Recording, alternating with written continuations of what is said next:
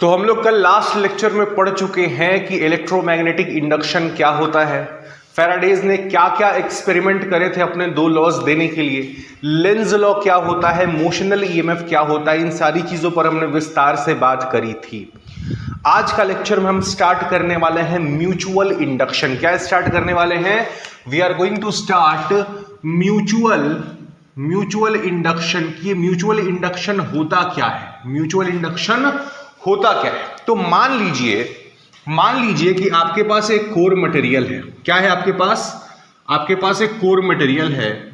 इस मटेरियल पर आपने दो कॉइल्स लगा रखे हैं, एक नहीं दो कॉइल्स आपने लगा रखे हैं। ये है आपका फर्स्ट कॉइल, जिसमें आपको ईएमएफ सपोज कर लीजिए, आपको ईएमएफ इस वाले कॉइल में जनरेट करना है। यहां पर आपने गैल्वेनोमीटर लगा रखा है, ठीक है। और इसके बगल में आपका प्राइमरी कॉइल है, ये वाला कॉइल, जिसके हेल्प से आप मैग्नेटिक फील्ड प्रोड्यूस करेंगे, राइट। तो अभी क्या है, कैसे है, हम लोग बहुत विस्तार से बात करेंगे। ये है आपका प्राइमरी कॉइल, इस कॉइल से आपका करंट फ्लो करेगा, राइट। यहां पर आपने क्या किया, एक कोर मटेरियल लिया, इस कोर मटेरियल पर आपने दो कॉइल्स लगाए। ये है आपका प्राइमरी कॉइल, जिसको हमने रेड कलर से ड्रॉ करा है। ये है आपका सेकेंडरी कॉइल, जिसको हमने ब्लू कलर से ड्रॉ करा है। प्राइमरी कॉइल, इसका नाम है, क्या है, प्राइमरी कॉइल। प्राइमरी कॉइल क्यों है भैया? क्योंकि इस कॉइल से करंट फ्लो कर रहा है, ये बैटरी से कनेक्टेड है, इससे करंट फ्लो कर रहा है। आपको पता है कि a current carrying coil produces magnetic field around it. जब भी किसी कॉइल से करंट फ्लो करता है तो वो अपने चारों तरफ मैग्नेटिक फील्ड बनाता है। तो ये जो कॉइल है, इसमें करंट फ्लो हम करवा रहे हैं और इसके चलते मैग्नेटिक फील्ड डेवलप करवा रहे हैं, तो हमने इसको नाम दिया प्राइमरी कॉइल। इसके बगल में है हमारा दूसरा कॉइल, सेकेंडरी कॉइल, जिस कॉइल में हमको ईएमएफ जनरेट करना है। इस कॉइल में हमें ईएमएफ जनरेट करना है। इसको हमने नाम दिया, क्या नाम दिया हमने?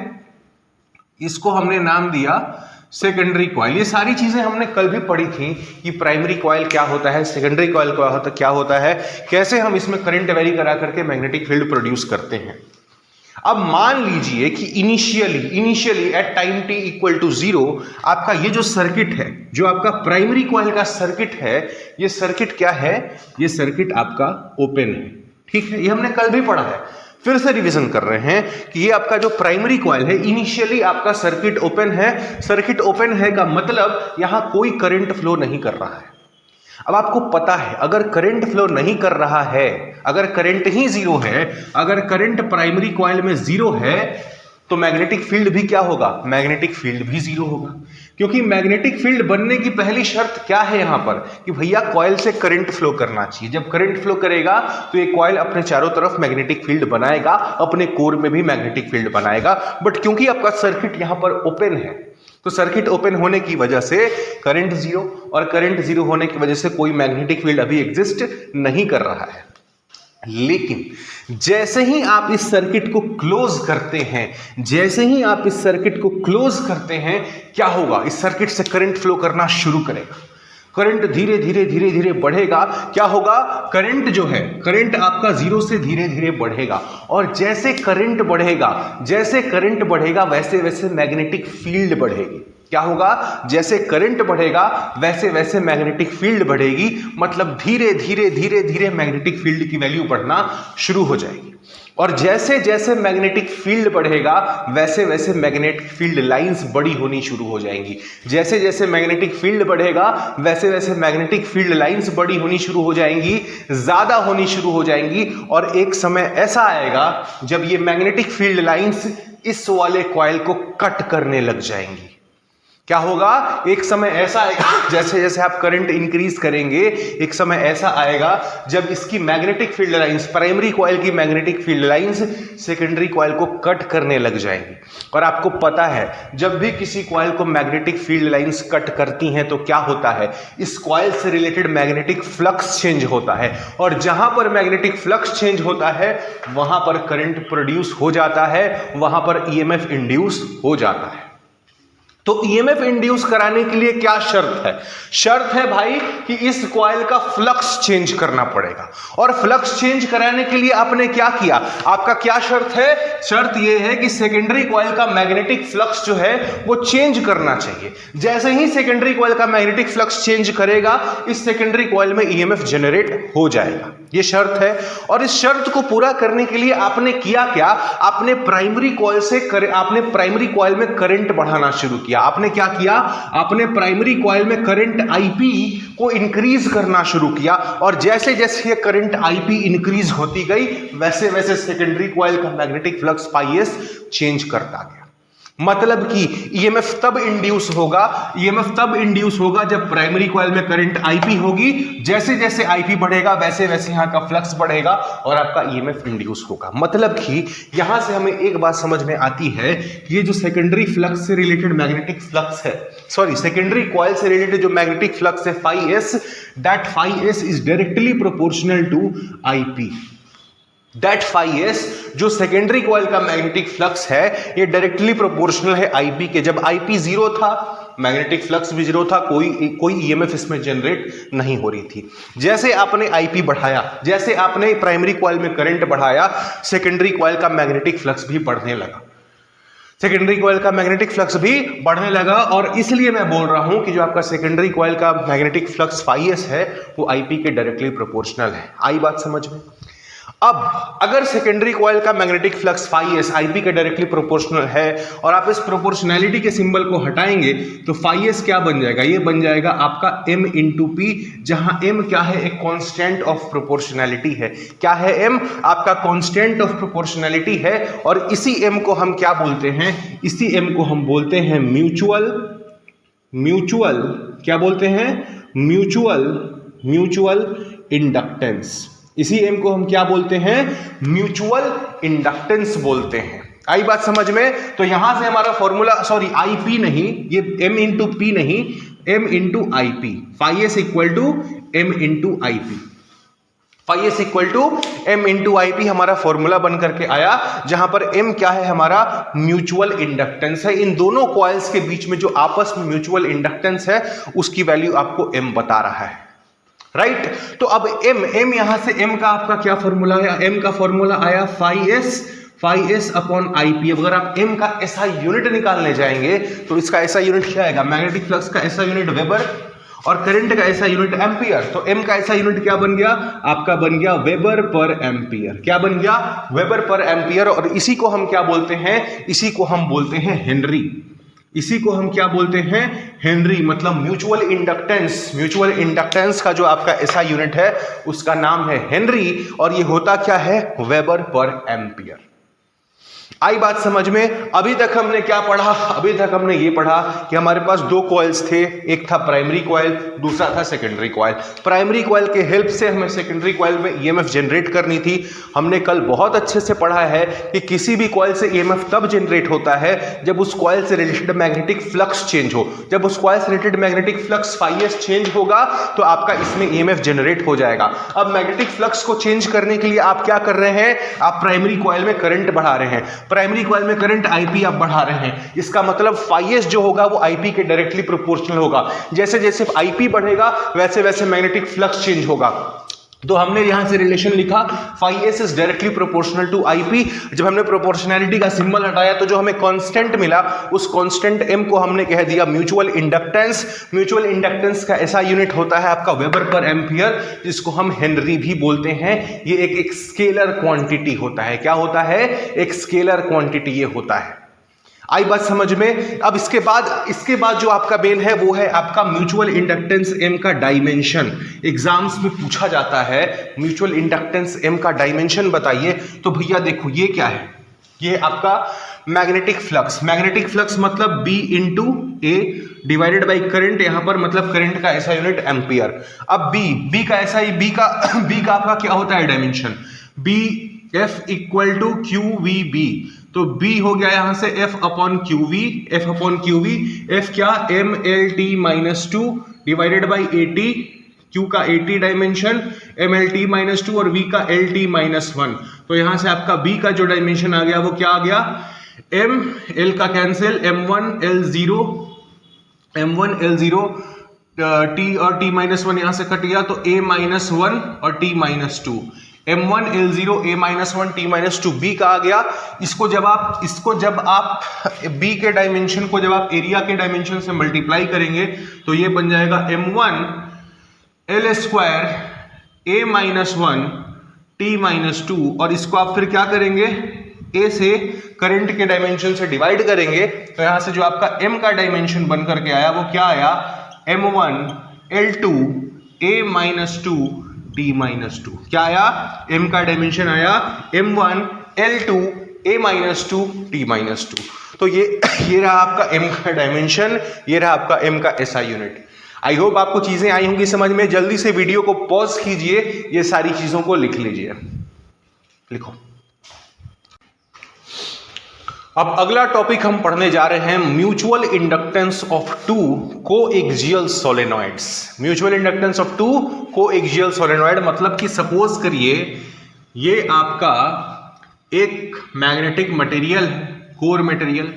इस मटेरियल पर आपने एक नहीं दो सोलेनॉइड्स लगा करके रखे हैं। सपोज कीजिए आपका ये वाला सोलेनॉइड है, राइट, ये आपका रहा पहला सोलेनॉइड। इस पर आपने इस सोलेनॉइड को वाइंड अप करके रखा है, राइट। इसी मटेरियल पर आपने कोएक्सियली एक दूसरा सोलेनॉइड भी लगा करके रखा है। सपोज करो ये रहा आपका दूसरा सोलेनॉइड, राइट। ये दोनों क्या है, कोएक्सियल है। क्या है, दोनों कोएक्सियल है, ठीक है। एक जो है ये वाला जो आपका ये ब्लू वाला सोलेनॉइड है। सपोज करिए ये आपका क्या है, सेकेंडरी। क्या है आपका, सेकेंडरी। यहां पर आपने गैल्वेनोमीटर से इसको कनेक्ट कर रखा है। और जो रेड वाला सोलेनॉइड है, ये कौन सा सोलेनॉइड है, ये आपका सपोज कीजिए प्राइमरी, जो आपका बैटरी से कनेक्टेड है। यानी यहां पर भी आपने क्या बनाया, जो रेड वाला है आपका प्राइमरी कॉइल, जो ब्लू वाला है वो आपका सेकेंडरी कॉइल की तरह काम करेगा। दोनों कोएक्सियल है, ठीक है। सपोज करिए यहां से आपका करंट फ्लो कर रहा है I1, जो आपका प्राइमरी सोलेनॉइड है, जो प्राइमरी कॉइल है, यहां से करंट फ्लो कर रहा है I1। Let us assume let number of coils,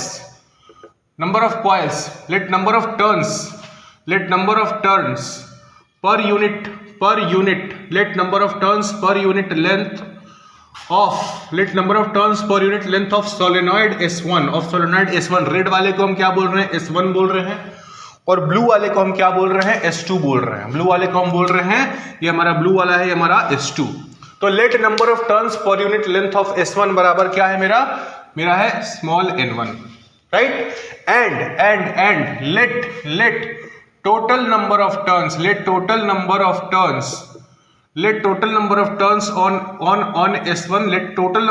on S1 बराबर आपका कैपिटल N1, ठीक है। मतलब जो आपका प्राइमरी कॉइल है, जो प्राइमरी सोलेनॉइड है, उसमें नंबर ऑफ टर्न्स पर यूनिट लेंथ आपने स्मॉल n1 मान लिया, और टोटल नंबर ऑफ टर्न्स जो आपने n1 मान लिया, कैपिटल N1। और दोनों सोलेनॉइड जो है यहाँ पर, दोनों का लंबाई जो है, लेंथ जो है वो सेम है, ठीक है। उसी तरह से जैसे आपने यहां पर अज्यूम करा है, उसी सेम तरह से आप मान लीजिए कि लेट नंबर ऑफ टर्न्स पर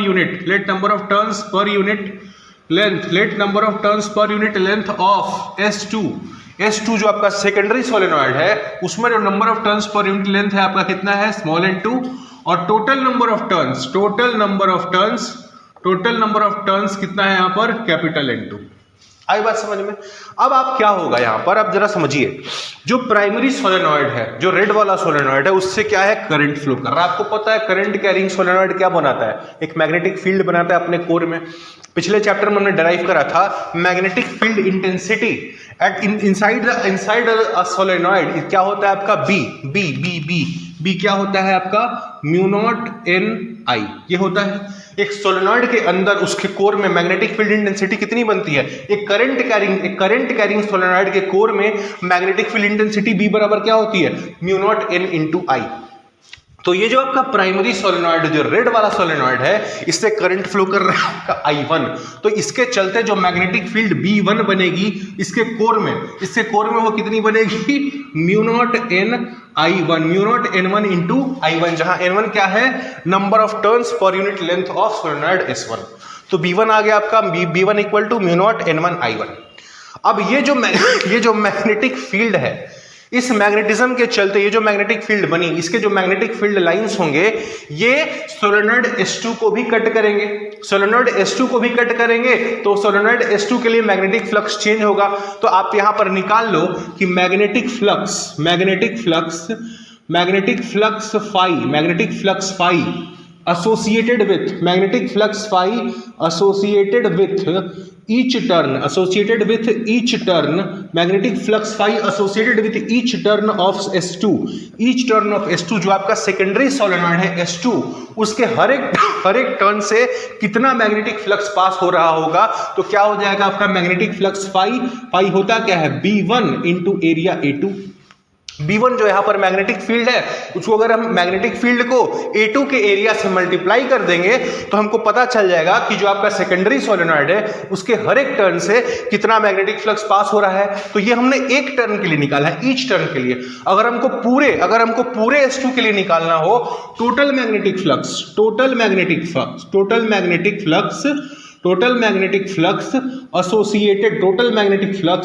एसोसिएटेड विथ S2 से टोटल मैग्नेटिक फ्लक्स कितना पास कर रहा होगा। तो अगर हम इसको B1 इंटू A2 को टोटल नंबर ऑफ टर्न से मल्टीप्लाई कर दें, अगर हम मल्टीप्लाई कर दें तो मेरे को पता चल जाएगा ये आपका ये मैग्नेटिक फ्लक्स एक टर्न के लिए था, सिर्फ एक टर्न के लिए। अगर हम इसको टोटल नंबर ऑफ टर्न से मल्टीप्लाई कर दें तो S2 के साथ जो टोटल मैग्नेटिक फ्लक्स रिलेटेड होगा वो हमको पता चल जाएगा। तो अब एक बात बताओ, total number of turns S2 पे क्या होगा, नंबर ऑफ टर्न्स पर यूनिट लेंथ आपका N2 है। अगर हम इसको S2 के लेंथ से मल्टीप्लाई कर दें, मतलब कि N2 इंटू L2, अगर हम N2 इंटू L2 कर दें तो मेरे को टोटल मैग्नेटिक फ्लक्स पता चल जाएगा जो S2 के साथ रिलेटेड होगा। S2 के साथ जो मैग्नेटिक फ्लक्स रिलेटेड होगा वो मेरे को पता चल जाएगा B1 A2 into N2 into L2।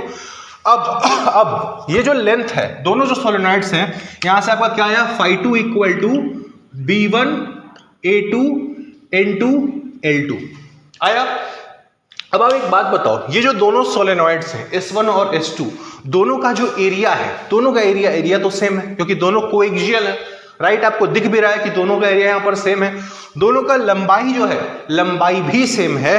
तो क्या मैं इसको लिख सकता हूं, φ2 magnetic flux associated with solenoid S2 is equal to B1 into A into N into L, B1A into N2 into L मैं लिख सकता हूं। ठीक है, मैंने लिख दिया। अब आपने क्या पढ़ा है, आपने ये पढ़ा है कि यहां पर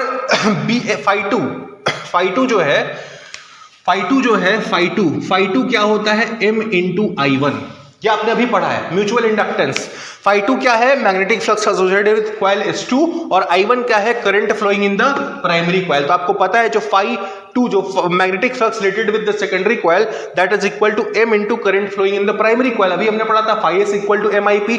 तो S की जगह क्या है आपका सेकेंड सोलेनॉइड, तो φ2 equal to M into I1, where I1 क्या है, current flowing in the primary solenoid. तो आपका φ2 equal to M into I1, और φ2 का वैल्यू यहां से भी आपका कितना आया है, B1 into A into N2 into L आया है। अब देखो MI1 इक्वल टू B1 की जगह आप इस वैल्यू को पुट कर दीजिए, तो mu naught N1 I1 into A into N2 into L, where L is what, length of the solenoid.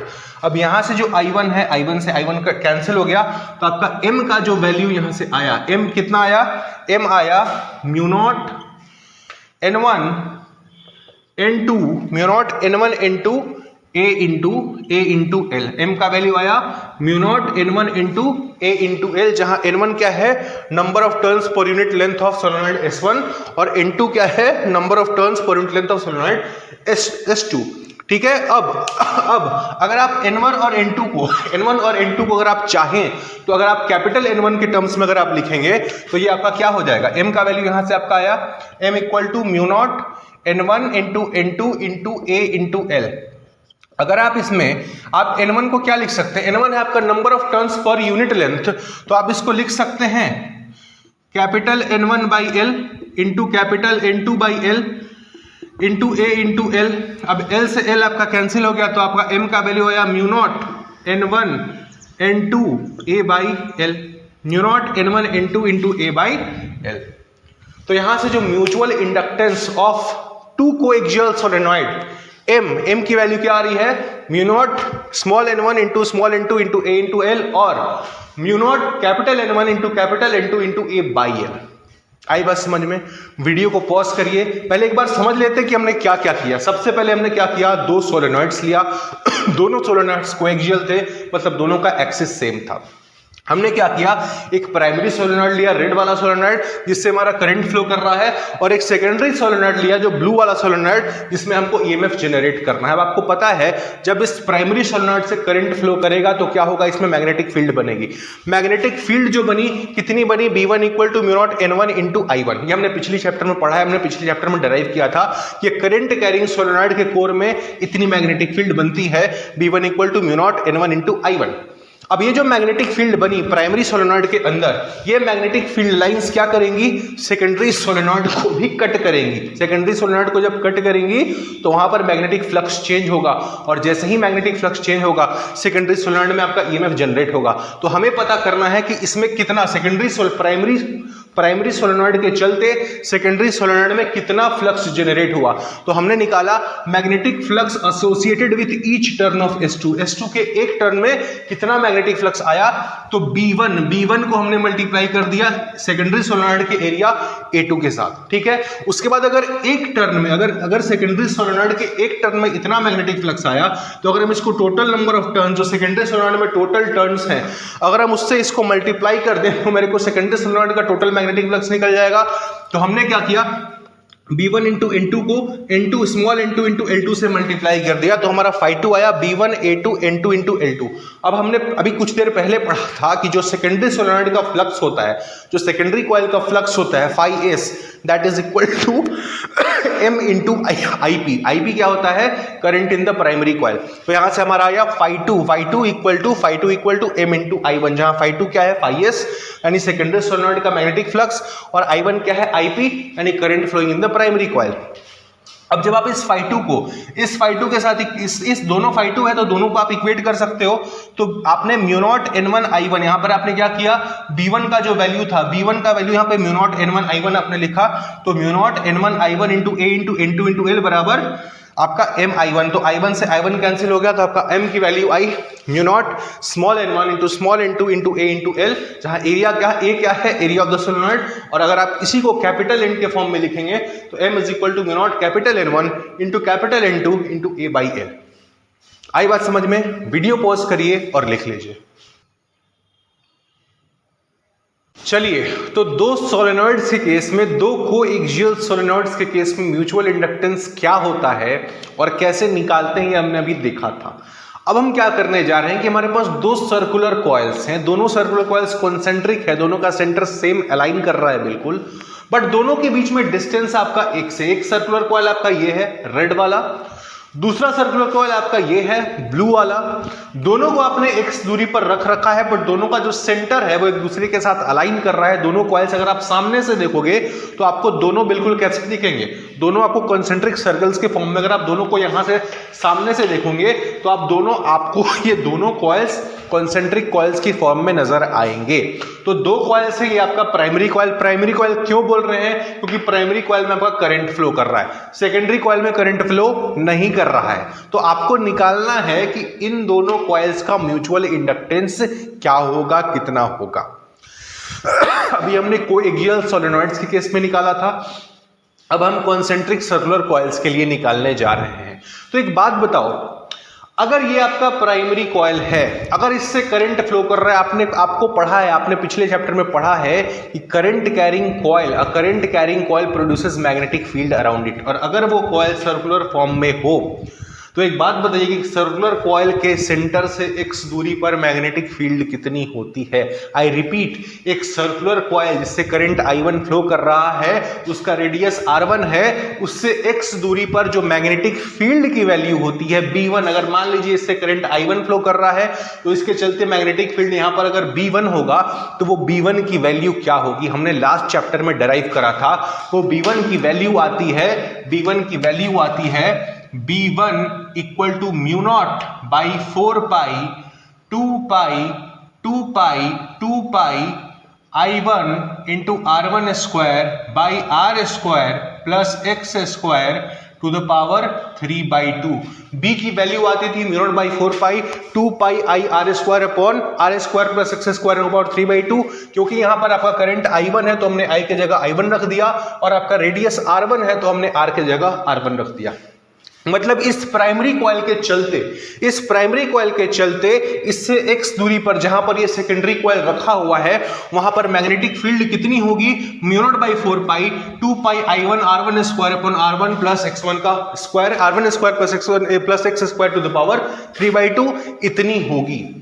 अब ये जो मैग्नेटिक फील्ड यहां पर होगी वो क्या करेगी, इसके मैग्नेटिक फील्ड लाइंस इस सेकेंडरी कॉइल को कट करेंगे, मतलब यहां से पास करेंगे, तो सेकेंडरी कॉइल से एसोसिएटेड जो मैग्नेटिक फ्लक्स होगा वो कितना होगा। तो अब हम निकालने जा रहे हैं मैग्नेटिक फ्लक्स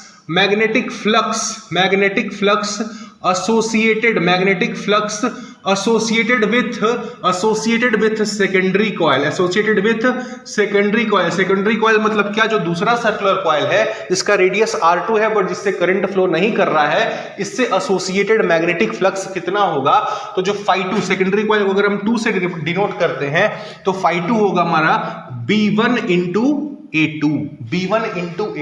यहां पर जो मैग्नेटिक फील्ड है इसके वजह से उस मैग्नेटिक फील्ड को अगर हम इसके एरिया से मल्टीप्लाई कर देंगे तो इससे जो मैग्नेटिक फ्लक्स पास करेगा वो हमको पता चल जाएगा φ2 equal to B1 into A2। अब φ2 की वैल्यू आप निकाल लीजिए, क्या हो जाएगा φ2 इक्वल टू B1 क्या है आपका mu naught by 4 pi 2 pi I1 R1 square upon R1 square plus x square to the power 3/2 into A2 कितना है, पाई इंटू R2 स्क्वायर। जब आप इसको सिंपलीफाई करेंगे तो ये आपका कितना बन जाएगा, mu naught by 4 pi 2 pi into pi square I1 into R1 square into R2 square upon, नीचे तो जैसे है वैसे ही रहेगा, R1 square plus x square to the power 3/2। मतलब φ2 magnetic flux associated with the secondary coil वो आया, वो कितना आया, mu naught by 4 pi 2 pi into pi square. I1 को हमने बिल्कुल वैसे ही लिखा, R1 square into R2 square by R1 square plus x square to the power 3/2। मतलब magnetic flux associated with secondary coil आपने निकाल लिया। अब आपने म्यूचुअल इंडक्टेंस M आपने डिफाइन करा था, वो कैसे डिफाइन करा था, mutual inductance φs equal to M into IP, जहां φs क्या होता था, magnetic flux associated with the secondary coil. यहां पर सेकेंडरी कॉइल क्या है, ये आपका सेकेंडरी कॉइल है, सेकेंड कॉइल, तो हम यहां पर लिख सकते हैं φs की जगह φ2 equal to M into IP। IP क्या होता था, current flowing in the primary coil. यहां पे प्राइमरी कॉइल कौन सा है, आपका ये वाला कॉइल जो रेड कॉइल है, तो यहां से करंट कितना फ्लो कर रहा है, I1, तो हमने यहां लिख दिया IP की जगह I1। तो φ2 की एक वैल्यू हो गई ये जो अभी आपने यहां पर निकाला है, और φ2 की दूसरी वैल्यू जो हमारी म्यूचुअल इंडक्टेंस की डिफिनीशन से आती है वो आती है φ2 equal to M into I1। अगर आप φ2 equal to M into I1 को इससे इक्वेट कर देंगे तो आपको M की वैल्यू निकल जाएगी। तो आपने इसको क्या किया, mu naught by 4 pi into 2 pi square I1 R1 square into R2 square by R1 square plus x square to the power 3/2 से आपने इसको इक्वेट कर दिया। अब ये जो I1 है, यहाँ पे I1 कैंसिल हो गया। अगर I1 कैंसिल हो गया तो आपको म्यूचुअल इंडक्टेंस M की वैल्यू इस केस में कितनी आई, इस केस में आई mu naught by 4 pi 2 pi square R1 square into R2 square by R1 square plus x square to the power 3/2। M की वैल्यू कितनी आई, m equal to mu naught by 4 pi 2 pi r1 square into r2 square by r1 square plus s square to the power 3/2। तो इस तरह से हम दो concentric coils, concentric circular coils, एक का रेडियस r1, इससे करंट फ्लो कर रहा था i1, इससे हम इसको हमने कहा प्राइमरी कॉइल, दूसरे कॉइल जिसका रेडियस r2 था और इससे कोई करंट फ्लो नहीं कर रहा था तो हमने इसको कहा सेकेंडरी कॉइल। अब भाई देखो, हमने लास्ट चैप्टर में पढ़ा था कि अगर कोई करंट कैरिंग कॉइल है तो उससे x दूरी पर जाकर जो मैग्नेटिक फील्ड की वैल्यू होती है वो क्या होती है, mu naught by 4 pi 2 pi I r1 square by r1 square plus x square to the power 3/2। तो यहां पर हमने I की जगह करंट, क्योंकि इससे I1 फ्लो कर रहा है, हमने I1 लिख दिया और रेडियस इसका R1 है तो R1 हमने यहां पर लिखा। अब ये इतनी मैग्नेटिक फील्ड इसके वजह से, प्राइमरी कॉइल की वजह से इतनी मैग्नेटिक फील्ड x दूरी पर होगी, ठीक है। और x दूरी पे ही आपका क्या रखा हुआ है, सेकेंडरी कॉइल रखा है। तो अगर हम इस मैग्नेटिक फील्ड B1 को इस सेकेंडरी कॉइल के एरिया से मल्टीप्लाई कर देंगे तो हमको magnetic flux associated with the second coil हमको पता चल जाएगा। हमको पता चल जाएगा कि सेकेंडरी कॉइल से कितना मैग्नेटिक फ्लक्स पास कर रहा है। तो हमने निकाला phi2 equal to B1 into A2। B1 को हमने एरिया से मल्टीप्लाई करा तो हमारा जो phi2 आया वो इतना आया। अब जो हमारा म्यूचुअल इंडक्टेंस को जब हमने डिफाइन करा था तो हमने देखा था phi s होता है m इंटू IP, जहां phi s क्या होता है, magnetic flux associated with the secondary coil, और IP क्या होता है, current following in the primary coil. अब phi s का जगह क्या है आपका सेकेंडरी कॉइल, तो आप phi s का जगह लिख दिया अपना phi2, और IP क्या है, current flowing through the primary coil, तो आपने IP की जगह लिख दिया I1। अब जब आप दोनों को इक्वेट करेंगे तो I1 कैंसिल हो जाएगा और M जो म्यूचुअल इंडक्टेंस की वैल्यू है वो आपकी आ जाएगी mu naught by 4 pi 2 pi square R1 square into R2 square by R1 square plus s square to the power 3/2। तो आई होप कि आपको ये चीजें समझ में आई होंगी। आई बात समझ में? अब बढ़ते हैं आगे, वीडियो पॉज करिए, इसको लिख लीजिए।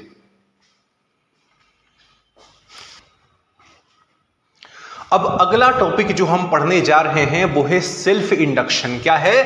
Self induction. हेडिंग डाल लीजिए, self induction, self induction, self induction. अभी थोड़ी देर पहले हमने पढ़ा था, क्या पढ़ा था हमने? अभी थोड़ी देर पहले हमने पढ़ा था म्यूचुअल इंडक्शन। म्यूचुअल इंडक्शन मतलब क्या?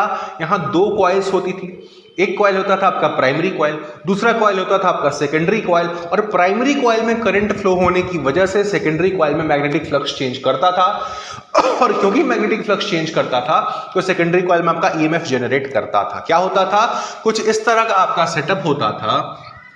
आपका सेटअप कुछ इस तरह से होता था, एक कॉइल होता था आपका प्राइमरी कॉइल और दूसरा कॉइल होता था आपका सेकेंडरी कॉइल, और प्राइमरी कॉइल में करंट फ्लो करने की वजह से ये था आपका ब्लू वाला, क्या हमने लिया था? ब्लू वाले को हमने लिया था as a secondary coil, right. और इसके बगल में हमने लगा रखा था एक प्राइमरी कॉइल, हमने लगा रखा था एक प्राइमरी कॉइल, और जब जब इस प्राइमरी कॉइल से करंट आपका फ्लो कर रहा था तब तब आपका क्या हो रहा था? आपका सेकेंडरी कॉइल से फ्लक्स चेंज कर रहा था, और इस फ्लक्स चेंज करने की वजह से आपका इसमें मैग्नेटिक फील्ड जनरेट, आपका इसमें ईएमएफ जनरेट हो रहा था। बट मुझे एक बात बताइए, अगर इससे करंट फ्लो कर रहा था I1 लेट अस सपोज, ठीक है, मुझे एक बात बताइए, फिर से बेसिक्स पे चलते, एकदम बेसिक्स पर, तब आपको सेल्फ इंडक्शन एक्चुअल में फील होगा कि सेल्फ इंडक्शन होता क्या है। एकदम बेसिक्स पे चलते हैं। भाई साहब, आपने क्या किया था शुरू में जब ये आपने सेटअप लगाया था म्यूचुअल इंडक्शन के लिए, तो शुरू में जो आपका सेटअप था, आपने क्या किया था? सर्किट को डिस्कनेक्ट करके रखा था। सर्किट आपका शुरुआत में ओपन था, ठीक है। जब सर्किट ओपन था तो इससे कोई करंट फ्लो नहीं कर रहा था, और क्योंकि कोई करंट ही नहीं फ्लो कर रहा था इसलिए कोई मैग्नेटिक फील्ड भी नहीं थी। जब मैग्नेटिक फील्ड थी ही नहीं तो मैग्नेटिक फ्लक्स का यहां पर कोई बात ही नहीं था। बट जैसे ही आपने इस सर्किट को क्लोज करा था, सर्किट क्लोज करते ही हुआ क्या था? इस प्राइमरी कॉइल से करंट फ्लो करना स्टार्ट हुआ था। करंट जीरो से बढ़कर के फ्लो करना धीरे धीरे स्टार्ट हुआ होगा, और जैसे जैसे करंट की वैल्यू बढ़ी होगी, जैसे करंट की वैल्यू बढ़ी होगी वैसे वैसे मैग्नेटिक फील्ड्स भी यहां पर बनना शुरू हुई होंगी। जैसे जैसे करंट फ्लो करा होगा वैसे वैसे मैग्नेटिक फील्ड भी बननी शुरू हुई होगी। अब जैसे जैसे मैग्नेटिक फील्ड लाइंस यहां बड़ी हुई होंगी, उन मैग्नेटिक फील्ड लाइंस ने इस वाले कॉइल को कट करना शुरू किया था, जिसका मैग्नेटिक फील्ड जैसे बढ़ा इसमें मैग्नेटिक फील्ड लाइंस बढ़ी, और यही मैग्नेटिक फील्ड लाइंस इस वाले कॉइल को जब कट कर रही थी तो इससे associated magnetic magnetic flux change कर रहा था और मैग्नेटिक फ्लक्स चेंज करने की वजह से सेकेंडरी कॉइल में ईएमएफ जनरेट हो रहा था। इतना हमने पढ़ा था।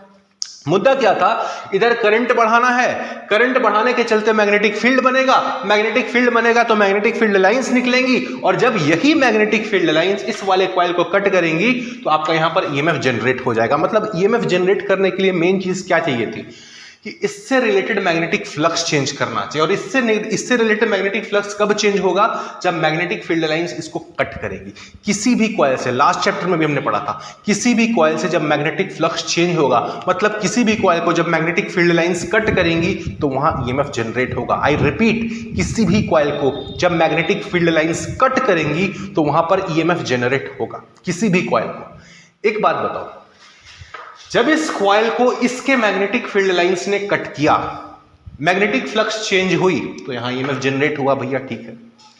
जब इसकी मैग्नेटिक फील्ड लाइंस बन रही होंगी, जब इसकी मैग्नेटिक फील्ड लाइंस बन रही होंगी तो उन लाइंस ने इसको भी तो कट किया होगा कि नहीं किया होगा। जब ये मैग्नेटिक फील्ड लाइंस इस वाले को कट कर रही हैं तो क्या उन्होंने इसके खुद के कॉइल को कट नहीं किया होगा क्या? इसको भी तो कट किया होगा। और यहां पर भी जब बाकी मैग्नेटिक फील्ड लाइंस कट होंगी, इस कॉइल को कट करेंगी तो यहां पर भी तो मैग्नेटिक फ्लक्स चेंज होगा। जो चीजें यहां हो रही थी मैग्नेटिक फील्ड लाइंस के कट करने की वजह से, क्या सेम चीजें यहां पर नहीं होंगी क्या?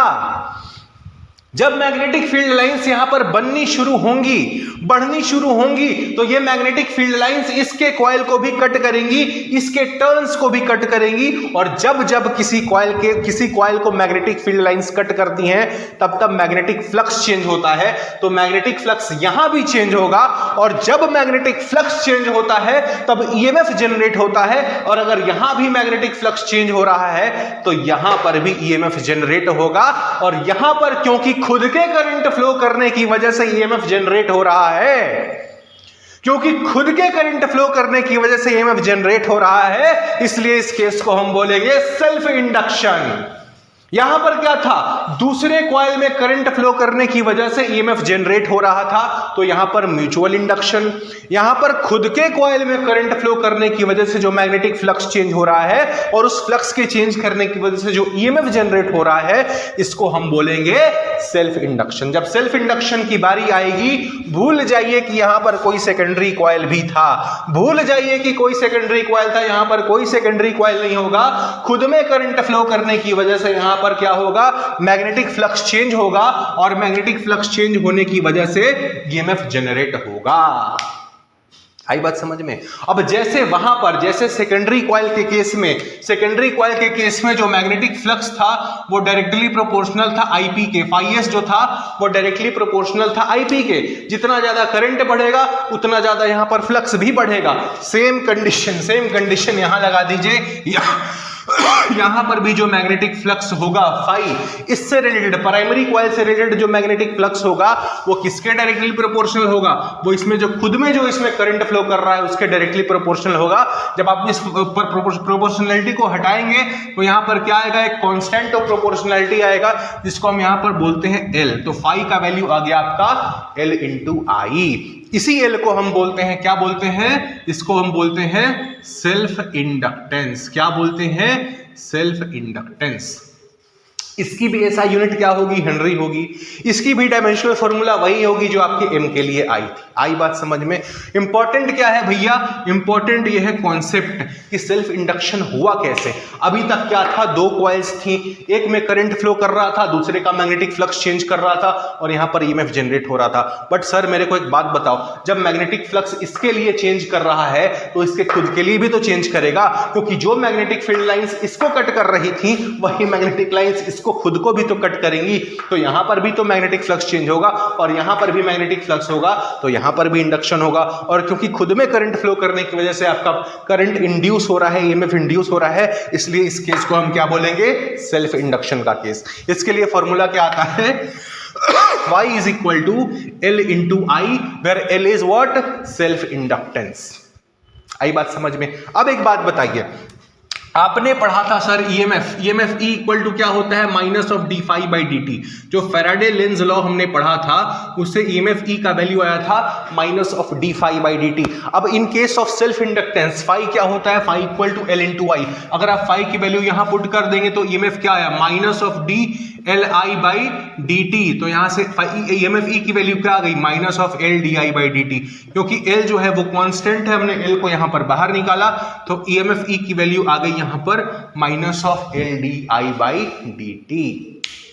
आई बात समझ में। तो ये था आपका सेल्फ इंडक्टेंस। सेल्फ इंडक्टेंस क्या होता है, इसकी भी ऐसा यूनिट डायमेंशनल फॉर्मूला सब m के सिमिलर होगा। ये भी एक स्केलर क्वांटिटी होता है और इसका जो वैल्यू आता है phi equal to L I, पहली चीज हमें याद रखनी है, और ईएमएफ ई की वैल्यू हमें याद रखनी है minus of L d I by D t. आ गई बात समझ में। वीडियो पॉज करिए, लिख लीजिए। अब देखिए सेल्फ इंडक्शन क्या होता है हमने समझ लिया। सेल्फ इंडक्शन के केस में जो मैग्नेटिक फ्लक्स की फॉर्मूला बनता है वो क्या बनता है, phi equal to L I, जहां पर एल क्या है आपका सेल्फ इंडक्टेंस। अब ये जो phi equal to L I में जो एल आपका सेल्फ इंडक्टेंस है ना, ये एल एक सोलेनॉइड के लिए कितना होगा वो भी हम डिराइव करने जा रहे हैं। तो हेडिंग लिखिए self inductance, self inductance, self inductance of a solenoid. Suppose करो ये आपका एक सोलेनॉइड है राइट। इस सोलेनॉइड को आपने इस कोर मटेरियल पर बाउंड करके रखा हुआ है, ठीक है। और इस सोलेनॉइड से आपका करंट सपोज करिए फ्लो कर रहा है। क्या फ्लो कर रहा है करंट आपका करंट सपोज करिए फ्लो कर रहा है आई। तो आपको पता है भाई पहले क्या था, दो कॉइल्स होते थे, एक कॉइल में करंट फ्लो करता था, दूसरे कॉइल में ईएमएफ जनरेट होता था। अब आपको पता है यही सारी चीजें इस कॉइल में भी हो रही होंगी। यहां पे भी करंट फ्लो करेगा तो मैग्नेटिक फ्लक्स चेंज करेगा, और क्योंकि इसके रिलेटेड मैग्नेटिक फ्लक्स चेंज करेगा तो यहां पर भी क्या होगा, आपका ईएमएफ जनरेट हो जाएगा। तो अब हम क्या कर रहे हैं, इसी सोलेनॉइड में कितना इंडक्शन होगा, इससे सेल्फ इंडक्टेंस कितना होगा वो हम निकालने जा रहे हैं। तो let us suppose let number of turns per unit length, net number of turns per unit length भी कितना, स्मॉल n1, ठीक है। let total number of turns आपका कितना है, कैपिटल N1, और पूरा जो लेंथ ऑफ सोलेनॉइड है लेट अस सपोज वो आपका L है, ठीक है। अब आपको पता है जब भी किसी सोलेनॉइड से करंट फ्लो करता है तो उस सोलेनॉइड के कोर में एक मैग्नेटिक फील्ड जनरेट होता है। इस मैग्नेटिक फील्ड की वैल्यू हमने अभी थोड़ी देर पहले भी देखी थी और पिछले चैप्टर में भी देखी थी। वो मैग्नेटिक फ्लक्स कितना होता है, B equal to mu naught into N into I। ये जनरल फॉर्मूला है for magnetic field inside a solenoid. अब अगर इस सोलेनॉइड से करंट आपका आई फ्लो कर रहा है तो इसके अंदर मैग्नेटिक फील्ड इतना जनरेट होगा, और इस मैग्नेटिक फील्ड के चलते जो मैग्नेटिक फील्ड लाइंस बनेंगी वही लाइंस जब इसके कॉइल्स को कट करेंगी तो मैग्नेटिक फ्लक्स भी जनरेट होगा। तो फ्लक्स का यहां पर हम फॉर्मूला क्या लिख सकते हैं, B इंटू ए लिख सकते हैं क्या। बट ये जो A है यहां पर एरिया होगा एक टर्न का, इसमें जो एक टर्न है उसका एरिया होगा। तो हम लिख सकते हैं magnetic flux associated with each turn of the solenoid। Magnetic flux associated with each turn of the solenoid कितना हो गया, each turn of the solenoid ये हो गया आपका phi equal to B into A, phi equal to B into A. अब ऐसे इसमें जितने टर्न्स हैं, ऐसे ये तो आपका एक टर्न के लिए हुआ phi equal to B into A. ऐसे इसमें जितने टर्न्स, अगर आप टोटल नंबर ऑफ टर्न्स के साथ इसको मल्टीप्लाई कर दोगे तो आपको total magnetic flux associated with the solenoid मिल जाएगा।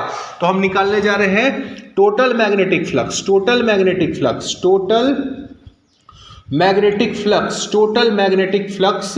associated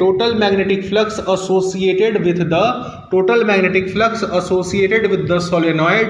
ये आपका क्या हो गया, ये हो गया आपका फाई बराबर B इंटू ए। इसको आप मल्टीप्लाई कर दीजिए टोटल नंबर ऑफ टर्न्स के साथ तो ये हो जाएगा आपका N इंटू एल।